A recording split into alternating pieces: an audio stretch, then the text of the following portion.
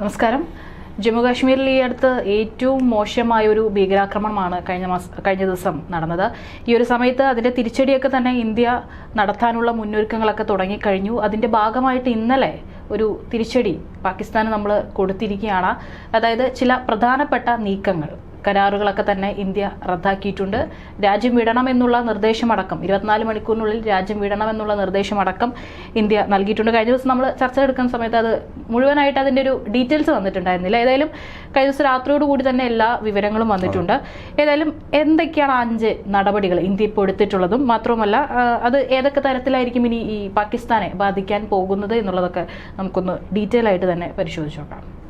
അത് നമുക്കറിയാവുന്നതാണ്. ജമ്മു കാശ്മീരിനെ സംബന്ധിച്ച് ഈ അടുത്ത കാലത്തൊന്നും തന്നെ സംഭവിക്കാത്ത രീതിയിലുള്ള മോശകരമായ ഒരു വിഷയം. അതിൽ അതിശക്തമായ തിരിച്ചടി സൈനികപരമായും നയതന്ത്ര തരത്തിലും നൽകുമെന്നുള്ള ഒരു സൂചന നേരത്തെ തന്നെ ലഭിച്ചിരുന്നു. അതായത് ഇന്ത്യയെ സംബന്ധിച്ച് മറ്റു രാജ്യങ്ങളെ പോലെയല്ല. ഇപ്പോൾ മറ്റൊരിടത്ത് ഒരു ആക്രമണം ഉണ്ടായാൽ അതിന് തൊട്ടു പിറകെ ആ രാജ്യത്തെ മുഴുവൻ കയറി ആക്രമിക്കുക, ഒരു യുദ്ധപ്രഖ്യാപനം നടത്തുക, അങ്ങനെ ചെയ്തു കഴിഞ്ഞാൽ ഇന്ത്യയും മറ്റു രാജ്യങ്ങളും തമ്മിൽ യാതൊരു വ്യത്യാസവും ഇല്ലാതായി പോകുമല്ലോ. അവിടെയാണല്ലോ ഇന്ത്യ എന്ന് പറയുന്ന രാജ്യം അത് വേറിട്ട് നിൽക്കുന്നത്. എന്നാൽ ഈ ഉണ്ടായിരിക്കുന്ന ഭവിഷ്യത്തിന് കൃത്യമായ തിരിച്ചടി കൊടുക്കില്ല എന്നല്ല അതിൻ്റെ അർത്ഥം. ഇതിലിപ്പോൾ പാകിസ്ഥാൻ തന്നെയാണ് ഏറ്റവും തന്ത്രപരമായി ഇതിനു വേണ്ടിയിട്ടുള്ള സഹായങ്ങൾ നൽകിയത് എന്നുള്ളത് വ്യക്തമായി മനസ്സിലായിട്ടുണ്ട്. നമുക്ക് തെളിവുകളുടെ കുറച്ച് അഭാവമുണ്ട്. ഇപ്പോൾ ഇതിനോടകം തന്നെ ആവശ്യത്തിനനുസരണം ആവശ്യത്തിൽ കൂടുതൽ തന്നെ തെളിവ് നമുക്ക് കിട്ടിയിട്ടുണ്ട്. എന്നിരുന്നാൽ പോലും ഒരു അന്താരാഷ്ട്ര തലത്തിൽ ഇതിനെ ചൊല്ലി പാകിസ്ഥാൻ ഇനി ഭാവിയിൽ ഉണ്ടാക്കുന്ന പ്രശ്നങ്ങളെ കൂടി ചെറുത്താണ് നമുക്ക് മുന്നോട്ട് പോകേണ്ടത്. ലോകരാജ്യങ്ങൾ മുഴുവൻ നമ്മോടൊപ്പം തന്നെയാണ്, ഈ ദുഃഖത്തിൽ പങ്കുചേരുകയാണ്. പക്ഷേ ഒരു തിരിച്ചടി ഉണ്ടാകുമ്പോൾ പാകിസ്ഥാൻ ചെയ്ത അതേ നാണയത്തിൽ ചെയ്താൽ അത് അവിടുത്തെ സാധാരണ ജനങ്ങളെ ബാധിക്കും. സാധാരണ ജനങ്ങളുടെ ജീവൻ നഷ്ടമാകുന്ന രീതിയിലേക്ക് പോകും. നമുക്ക് പാകിസ്ഥാനിലെ ജനതയോടല്ല ശത്രുതയോ വാശിയോ വൈരാഗ്യമോ ഉള്ളത്. അവിടുത്തെ ഭരണാധികാരികൾ, ഭ്രാന്ത് പിടിച്ച ചില ഭരണാധികാരികൾ, അതുപോലെ തന്നെ അവിടുത്തെ ഭീകരവാദികൾ, ഇവരെ മാത്രം ഉന്മൂലനം ചെയ്താൽ മതി. അപ്പോൾ അതിനു വേണ്ടിയിട്ടുള്ള കൃത്യമായൊരു നീക്കമാണ് നടത്തുന്നത്. എന്നാൽ ഇത്രയും നാൾ ഇന്ത്യയും പാകിസ്ഥാനും തമ്മിൽ യുദ്ധത്തിൽ ഏർപ്പെടുന്ന സാഹചര്യം ഉണ്ടായിട്ട് പോലും ഇതുവരെയും തൊടാതിരുന്ന വിഷയങ്ങളിൽ പോലും ഇന്ത്യ ഇപ്പോൾ തൊട്ടിരിക്കുന്നു എന്ന് വേണം മനസ്സിലാക്കാൻ. കാര്യം അത്രയധികം രോഷത്തോടു കൂടി തന്നെയാണ് ഈ വിഷയത്തെ സമീപിക്കുന്നതെന്നുള്ള ആദ്യ സൂചനയാണ് നൽകുന്നത്. യുദ്ധം 2 രീതിയിലാണ്. നയതന്ത്ര യുദ്ധം നടക്കുന്നു. ഇതിന് ശേഷമായിരിക്കും ഇനി നമ്മൾ കാണാനിരിക്കുന്ന യഥാർത്ഥ യുദ്ധമെന്നുള്ള ഒരു സൂചന നൽകുകയാണ്. തിരിച്ചടി അതങ്ങനെ തന്നെയായിരിക്കും.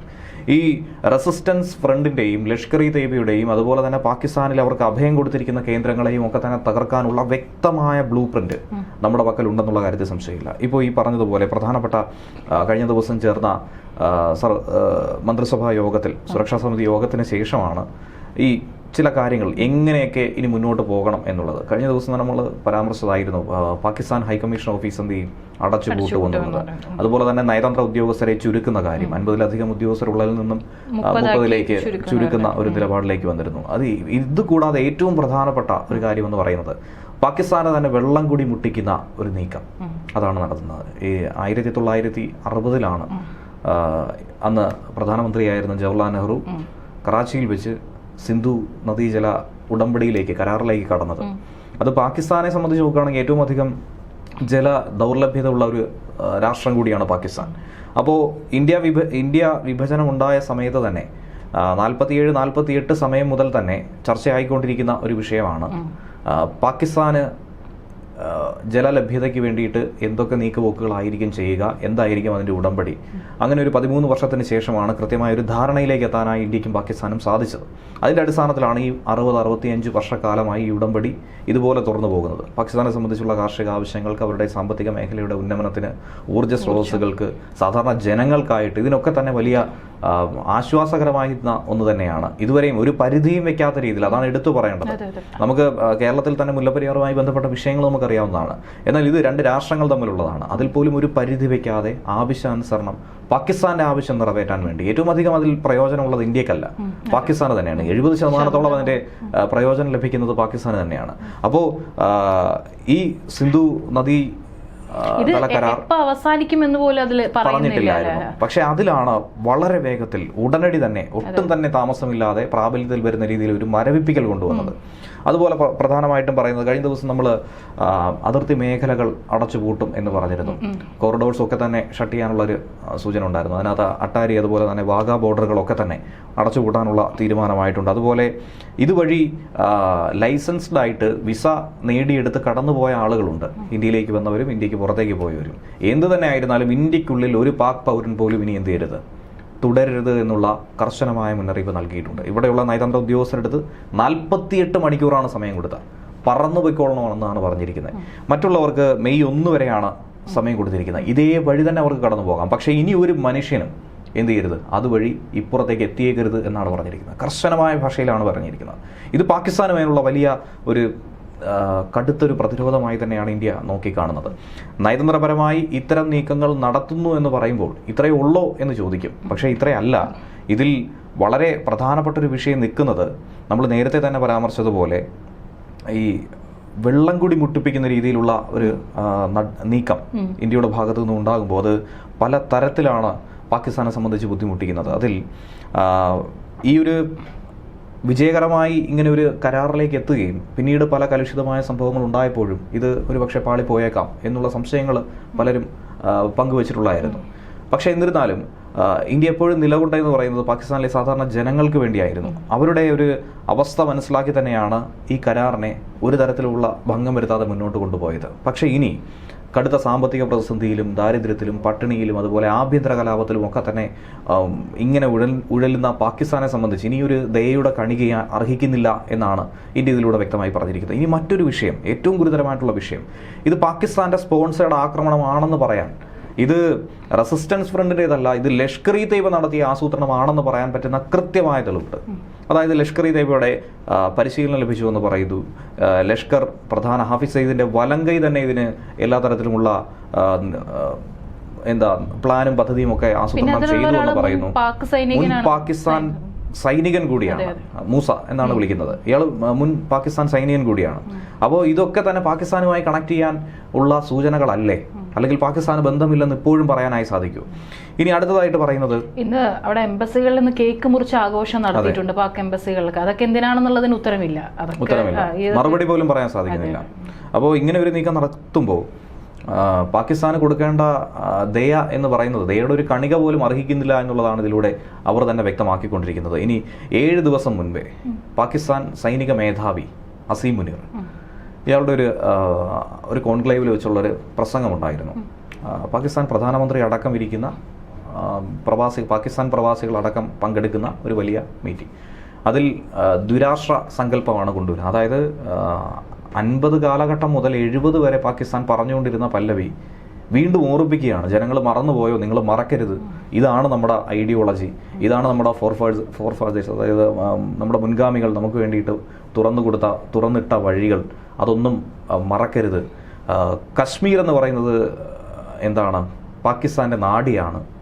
കശ്മീർ ഇല്ലാതെ അതെ നാടിയാണ്, അതില്ലാതെ എന്ത് ചെയ്യാൻ പറ്റത്തില്ല, അവർക്ക് മുന്നോട്ട് പോകാനായി സാധിക്കത്തില്ല. ഹിന്ദുക്കളും നമ്മളും ഒരുപോലല്ല, അവരെ വേറെ രീതിയിലാണ് ഇത് ചെയ്തിരിക്കുന്നത്, നമ്മൾ അങ്ങനെയല്ല നമ്മുടെ രൂപകൽപ്പന ചെയ്തിരിക്കുന്നത്, നമ്മൾ അങ്ങനെയല്ല ജീവിക്കുന്നത് എന്നൊക്കെ പറഞ്ഞുള്ള ഭയങ്കരമായ ആൻറ്റി ഹിന്ദു പ്രൊപ്പഗാൻഡയാണെന്ന് അസീം മുനീർ അവിടെ വ്യക്തമാക്കിയത്. പാകിസ്ഥാൻ കശ്മീർ തിരിച്ചുപിടിക്കുമെന്ന് പറയുന്നു, ഇന്ത്യക്കെതിരായിട്ടുള്ള കടുത്ത ഭാഷയിലുള്ള നിശിതമായ വിമർശനം നടത്തുന്നു. ഇതൊക്കെ തന്നെ വ്യക്തമായ സൂചന നൽകിയിരുന്നു ഇന്ത്യയെ സംബന്ധിച്ച്. ഇന്ത്യ അന്ന് വളരെ ഗുരുതരമായ വിഷയമായി നോക്കിക്കണ്ടിരുന്നു. കനത്ത രീതിയിലുള്ള മറുപടി വിദേശകാര്യ മന്ത്രാലയം നൽകിയിരുന്നു. അപ്പോൾ ഇതൊക്കെ വ്യക്തമായി നൽകുന്ന സൂചനയാണ്. ഇതൊന്നും നമുക്ക് വെറുതെ അങ്ങ് സങ്കല്പിച്ച് കളയുന്നതിൻ്റെ അല്ല. അതുകൂടാതെ തന്നെ ഇങ്ങനെ ഒരു വലിയ ഭീകരാക്രമണം ഉണ്ടായിരിക്കുന്നു. ലോകരാജ്യങ്ങൾ മുഴുവൻ അപലപിക്കുന്നു. ലോകരാജ്യങ്ങൾ മുഴുവൻ ഈ സാഹചര്യത്തിൽ ഇന്ത്യയോടൊപ്പം നിൽക്കുന്നു എന്ന് പറയുന്നു. പാകിസ്ഥാൻ അല്ല ചെയ്തത് എന്നല്ലാതെ മറ്റെന്താണ് പാകിസ്ഥാൻ പറയുന്നത്? പാകിസ്ഥാൻ ഇപ്പോൾ സൈനിക നടപടികൾ ആരംഭിക്കുന്നു, പരീക്ഷണങ്ങൾ നടത്താനായിട്ടുള്ള ശ്രമങ്ങൾ നടത്തുന്നു, സൈനികരെ ഒക്കെ തന്നെ അലേർട്ടായിരിക്കാൻ, ജാഗരൂകരായിരിക്കാനായി ആവശ്യപ്പെടുന്നു. ഇതാണോ ചെയ്യേണ്ടത്? അയൽ രാജ്യത്ത് തൊട്ടടുത്ത് ഇങ്ങനെ ഒരു സംഭവം ഉണ്ടാകുമ്പോൾ അതിൽ തങ്ങൾക്ക് ഉത്തരവാദിത്വം ഇല്ല എന്ന് പറഞ്ഞ് കൈകഴുകാതെ ആ രാജ്യത്തിനൊപ്പം നിൽക്കാനായിട്ടുള്ള ഒരു മനസ്ഥിതി പോലും കാണിക്കാത്ത ഒരു രാജ്യമായി പാകിസ്ഥാൻ മാറുകയാണ്. ഇത് തന്നെയാണ് ഏറ്റവും ഹീനമായിട്ടുള്ള ഒരു വിഷയം. അതുപോലെ കൊച്ചു കുട്ടികളെ പോലും പറഞ്ഞു പഠിപ്പിക്കുന്നത് ഇന്ത്യ വിരുദ്ധതയാണ്. ഒരിക്കലും ഒരു രാഷ്ട്രമായി ഇന്ത്യ ഒരിക്കലും മറ്റൊരു രാഷ്ട്രത്തെ കുറ്റപ്പെടുത്തി പഠിപ്പിച്ച് മുന്നോട്ട് കൊണ്ടുപോകാറില്ല. ഇന്ത്യയും പാകിസ്ഥാനും പണ്ടുകാലം മുതലേ ശത്രുരാജ്യം എന്നുള്ളത് ഒരു സ്ഥിരം പല്ലവിയായി കേൾക്കുന്നതാണ്. ഒരിക്കലും ആരുടെയും ഞരമ്പിലേക്ക് ഇഞ്ചക്ട് ചെയ്ത് കൊടുക്കുന്നതല്ല. ഇന്ത്യ പാകിസ്ഥാൻ എന്നേ പറയുന്നുള്ളൂ. പക്ഷേ പാകിസ്ഥാനിൽ പറയുന്നത് ഹിന്ദുക്കൾ എന്നുള്ള രീതിയിലുള്ള വർത്തമാനമാണ് പറയുന്നത്. അത്തരത്തിലുള്ള പ്രസ്താവനകളാണ് അവരുടെ ഭാഗത്തു നിന്നുണ്ടാകുന്നത്. ഈ അടുത്തൊരു മാധ്യമപ്രവർത്തകരുടെ വീഡിയോ യൂട്യൂബിൽ വലിയ തോതിൽ വൈറലായൊരു വീഡിയോ ആണ്. അതിനകത്ത് അവിടുത്തെ സാധാരണ ചെറുപ്പക്കാർ പോലും ഇത്തരത്തിൽ ഹിന്ദു വിരുദ്ധത, അതുപോലെ തന്നെ ഈ ഇന്ത്യ വിരുദ്ധത, ഇതൊക്കെ കുത്തി നിറച്ച രീതിയിലുള്ള പരാമർശങ്ങളാണ് പറഞ്ഞുകൊണ്ടിരിക്കുന്നത്. അപ്പോൾ ഇങ്ങനെയൊക്കെയുള്ള കാര്യങ്ങൾ കൂടുതൽ ഗുരുതരമായി മുന്നോട്ട് പോകുമ്പോൾ ഇന്ത്യക്ക് ശക്തമായി ഇതിനെ ചെറുത്ത് നിന്ന് തോൽപ്പിച്ചേ മതിയാകും. ഇതിപ്പോൾ ഇവരുടെ രാജ്യത്തിനുള്ളിൽ തന്നെ ഒരു പ്രശ്നം ഉണ്ടാകാനുള്ള എല്ലാ സാധ്യതയുണ്ട്. കാരണം ഇനിയിപ്പോൾ വെള്ളമൊക്കെ അവിടെ നിൽക്കുമ്പോൾ സാധാരണക്കാരായിട്ടുള്ള ജനങ്ങൾ തന്നെ പ്രതികരിക്കാൻ തുടങ്ങും. ഇതിപ്പോൾ ഇനി എത്രയൊക്കെ പറഞ്ഞ് ഇന്ത്യ വിരുദ്ധത അവരുടെ ഉള്ളിൽ ഇങ്ങനെ ഈ വികാരം ഇങ്ങനെ ആളിക്കത്തിക്കാൻ ശ്രമിച്ചാലും ഒരു സമയം കഴിയുമ്പോൾ ഈ സർക്കാരിനെതിരെ ഈ ജനം തിരിയും. അതിപ്പോൾ ഏത് രാജ്യത്താണെങ്കിലും ഇത് തന്നെയാണ് സംഭവിക്കാൻ പോകുന്നത്. അപ്പോൾ അവർക്കിടയിൽ തന്നെ അല്ലെങ്കിൽ അവരുടെ രാജ്യത്തിനുള്ളിൽ തന്നെ ഒരു പ്രശ്നം ഏത് നിമിഷവും ഇപ്പോൾ ഈ കരാറടക്കം റദ്ദാക്കിയതിന് പിന്നാലെ തന്നെ ഉടലെടുക്കാനുള്ള എല്ലാ സംഭവിക്കാനിരിക്കുന്ന പ്രധാനപ്പെട്ട ഒരു സംഭവം എന്ന് പറയുമ്പോൾ ജല ദൗർലഭ്യത ഉണ്ടാകുമ്പോൾ ആദ്യം ഉണ്ടാകുന്നത് വരൾച്ച കഠിനമായതുകൊണ്ടാണ്. മറ്റ് ഏത് രാജ്യത്തെക്കാളും ഏറ്റവും മഴ കുറവ് ലഭിക്കുന്ന ഒരു രാജ്യമായി പാകിസ്ഥാൻ മാറുകയാണ്. അവിടെ കാർഷിക വൃത്തിയാണ് കൂടുതലും ജനങ്ങളുടെ ജീവിതോപാധി എന്നൊക്കെ പറയുന്നത്. അപ്പോൾ കാർഷിക വൃത്തി അല്ലെങ്കിൽ പോലും ഭക്ഷണം വെച്ച് കഴിക്കാനായി എന്തെങ്കിലുമൊക്കെ വേണ്ടേ? അപ്പോൾ ഈ വരൾച്ചയിൽ ഇത്രയധികം കഷ്ടപ്പെടുന്ന പാകിസ്ഥാനെ സംബന്ധിച്ച് ഈ സിന്ധു നദിയുടെയും അതുപോലെ തന്നെ പോഷക നദികളുടെയും ജലം ഉപയോഗിച്ചാണ് ഏകദേശം 80% അവരുടെ ആവശ്യകത നിറവേറ്റുന്നത് ഈ കരാറിലൂടെ കിട്ടുന്ന വെള്ളം ഉപയോഗിച്ചിട്ടാണ്, ജലം ഉപയോഗിച്ചിട്ടാണ്. അപ്പോൾ ഇനി എന്തായിരിക്കും സംഭവിക്കുക എന്നുള്ളത് ചിന്തിക്കാൻ പോലും കഴിയാത്തതാണ്. പാകിസ്ഥാനെ സംബന്ധിച്ച് ഇനി ഒന്നും ചെയ്യാൻ സാധിക്കില്ല എന്നുള്ളതാണ് യാഥാർത്ഥ്യം. വെള്ളം കൂടി മുട്ടിക്കുമെന്ന് നമ്മൾ സാധാരണ പറയാറുണ്ട്. ശരിക്കും വെള്ളം കൂടി മുട്ടിക്കുകയാണ് ചെയ്തിരിക്കുന്നത്. അപ്പോൾ ആ രീതിയിലേക്ക് പോകുമ്പോൾ പല മേഖലകളിലും ഗുരുതരമായ വരൾച്ച ഉണ്ടാകും. അപ്പോൾ അടുത്തൊരു വിഷയം എന്ന് പറയുന്നത് ഈ വരൾച്ച രൂക്ഷമാകുമ്പോൾ കാർഷിക പ്രതിസന്ധി ഉണ്ടാകും. ആവശ്യത്തിനുള്ള കൃഷി ആവശ്യങ്ങൾക്കായുള്ള ജലം ലഭിക്കാതെയായി വരും. അങ്ങനെ വരുമ്പോഴുണ്ടാകുന്ന ബുദ്ധിമുട്ട് അത് ജനങ്ങളെ നേരിട്ട് ബാധിച്ചു തുടങ്ങും. ജനങ്ങളെ ഇത് ബാധിക്കുമ്പോൾ അത് ഭരണകൂടത്തിനെതിരായിട്ടുള്ളൊരു വികാരമായി അലയടിക്കാനുള്ള സാധ്യത വളരെ വലുതാണ്. വലിയ തോതിൽ തന്നെ ഇപ്പോഴത്തെ സർക്കാരിനെ തന്നെ താഴെ ഇറക്കാൻ പറ്റുന്ന രീതിയിലുള്ള ഒരു വലിയ ബോംബാണ്, ജലബോംബാണ് ഇന്ത്യ പ്രയോഗിച്ചിരിക്കുന്നത്. ഒന്നാമത്തെ വിഷയം. ഇനി അടുത്തതായി സംഭവിക്കുന്നതെന്ന് പറയുമ്പോൾ ഒരു സാമ്പത്തിക പ്രതിസന്ധി പാകിസ്ഥാൻ ഇനി സ്വാഭാവികമായി അനുഭവിച്ചുകൊണ്ടിരിക്കുകയാണ്. അതിഭീകരമായി ഇനി അനുഭവിക്കുകയും ചെയ്യും. കാരണം ഏകദേശം ആഭ്യന്തര ഉൽപ്പാദനം GDP-യുടെ 20% കിട്ടുന്നത് കൃഷിയിൽ നിന്നാണ്. ആ 20% ഒറ്റയടിക്ക് താഴത്തേക്ക് കൂപ്പുകുത്തുന്ന രീതിയിലേക്ക് മാറുകയാണ്. അതുപോലെ തന്നെ പാകിസ്ഥാനിലെ ജനസംഖ്യയുടെ ഒരു 40% വരുന്ന ആളുകളും കൃഷി തന്നെ ഉപജീവന മാർഗമാക്കുന്നവരാണ്. അപ്പോൾ ഈ 40% ആളുകളെയും നേരിട്ട് ബാധിക്കുന്നതും ബാക്കി 60% ആളുകളെ പരോക്ഷമായും ബാധിക്കുന്ന രീതിയിലാണ് ഈ പ്രശ്നം മാറാൻ പോകുന്നത്. അതായത് 100% എഫക്റ്റീവായിട്ടുള്ളൊരു നീക്കമായിട്ടാണ് ഇതിനെ നോക്കി കാണേണ്ടത്. ഇനി മാനുഷിക പരിഗണന അങ്ങനെയുള്ള മറ്റു വിഷയങ്ങളുമൊക്കെ അന്താരാഷ്ട്ര വേദികളിൽ ഉന്നയിക്കാനാണ് പാകിസ്ഥാൻ തീരുമാനിച്ചിരിക്കുന്നത്. അല്ലാതെ മറ്റേ നിവർത്തിയില്ല അവർക്ക്. അതാണ് ശരിക്കും പറഞ്ഞ യാഥാർത്ഥ്യം. ഇനി അടുത്തതെന്ന് പറയുമ്പോൾ അവരെ സംബന്ധിച്ച് ഉണ്ടാകുന്ന ഊർജ്ജ പ്രതിസന്ധിയാണ്. അതായത് അവിടെ അണക്കെട്ടുകൾ, പ്രധാനമായും പറയുന്നത് തർബേല, മഗ്ല തുടങ്ങിയ അണക്കെട്ടുകളൊക്കെ തന്നെ ഈ സിന്ധു നദിയുടെ പോഷക ജലം, ചിനാബ്, രവി, ബിയാസ്, സത്ലജ് നമ്മൾ പണ്ട് കേട്ടിട്ടുള്ളതാണ്. അപ്പോൾ ഈ പോഷക നദികളുടെ ജലം ഉപയോഗിച്ചുകൊണ്ട് ജലം തടഞ്ഞു നിർത്തി അണക്കെട്ട് നിർമ്മിച്ചാണ് അവിടെ ഊർജ്ജ ആവശ്യങ്ങൾക്ക്, ഡാമുകൾ നിർമ്മിച്ചാണ് അവിടെ ഊർജ്ജ പ്രതിസന്ധി പരിഹരിച്ചു കൊണ്ടുപോകുന്നത്. ഈ ജലം അങ്ങോട്ടേക്ക് എത്തുന്നില്ല എങ്കിൽ എന്തായിരിക്കും സംഭവിക്കുക? അണക്കെട്ടുകളൊക്കെ തന്നെ ഉപയോഗശൂന്യമായി മാറിയേക്കും. അവിടെ ഒന്നും തന്നെ ഇവർക്ക് മറ്റ് ഊർജ്ജം കണ്ടെത്താനായി മാർഗമില്ലാതായി മായേക്കും. മറ്റ് മാർഗം സ്വീകരിക്കേണ്ടി വന്നിരിക്കും. ഊർജ്ജ പ്രതിസന്ധി ഉണ്ടാകും. കൂടിയ വിലയ്ക്ക് പുറത്തു നിന്നും ഊർജ്ജം വാങ്ങേണ്ട ഒരു സാഹചര്യം ഉണ്ടാകും. അപ്പോൾ ഇങ്ങനെ പലതരത്തിലുള്ള ഊർജ്ജ പ്രതിസന്ധി, അത് വലിയ തോതിൽ തന്നെ ഈ ഊർജ്ജ പ്രതിസന്ധി എന്ന് പറയുമ്പോൾ സമസ്ത മേഖലകളിലും ബാധിക്കുന്ന ഒരു വിഷയമാണ്. ഒരു മേഖലയെ മാത്രമായി ബാധിക്കത്തില്ല, എല്ലാ മേഖലയെയും ഓരോ വീട്ടുകാരെയും ബാധിക്കുന്ന വിഷയമായി ഇത് മാറുകയും ചെയ്യും. അപ്പോൾ ഇതിലൂടെ തന്നെ 360 പവറിൽ നമ്മളൊരു തിരിച്ചടി കൊടുത്തു എന്ന് പറയുന്നത് ഏറ്റവും പ്രധാനമായി പറയുകയാണെങ്കിൽ ഈ കരാറിനെ കുറിച്ചാണ്.